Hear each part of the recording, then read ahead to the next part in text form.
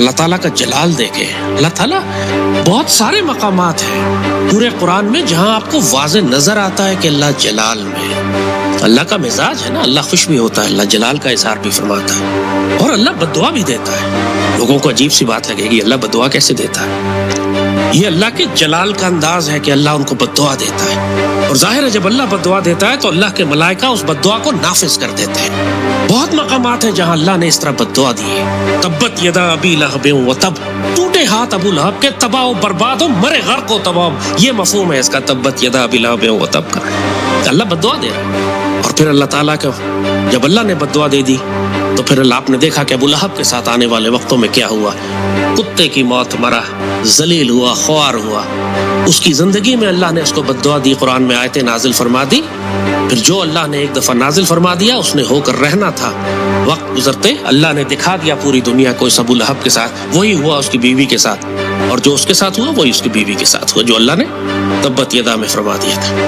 قرآن میں کئی مقامات پر آپ کو نظر آتا ہے اللہ کہتا ہے ان پر لعنت ہو اللہ اس کے رسول کی اور ملائکہ کی. اللہ لعنت کرتا ہے, اللہ لعنت بھیجتا ہے. یہ اللہ کے جلال کا اظہار ہے. اللہ یہودیوں کو اور مشرکوں کو, منافقوں کو قرآن میں کہتے ہیں منہ تو بغیظکم, اپنے غصے میں مر جاؤ جا کے تم. یہ بھی بد دعا ہے.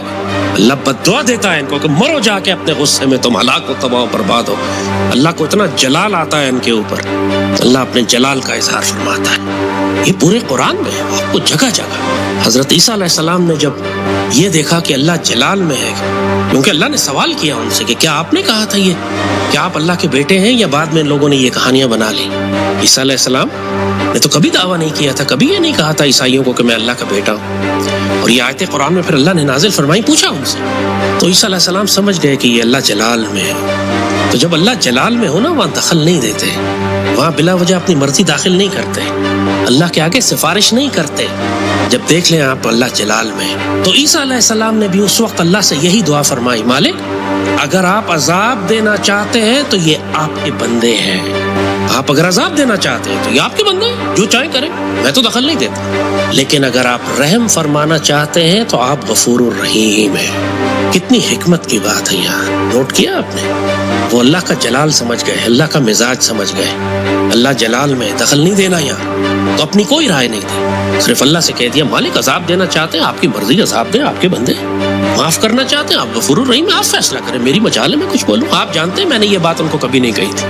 قرآن میں یہ سارے الفاظ لکھے ہوئے. اسی طرح جب آپ قرآن پڑھتے ہیں نا, آپ کو اللہ کے مزاج کا اندازہ ہوتا ہے. کہاں اللہ شدید جلال میں ہے, اور جہاں اللہ جلال میں ہو نا وہاں خاموش ہو جانا چاہیے, بحث نہیں کرنی چاہیے, ورنہ مارے جاؤ گے بلا وجہ.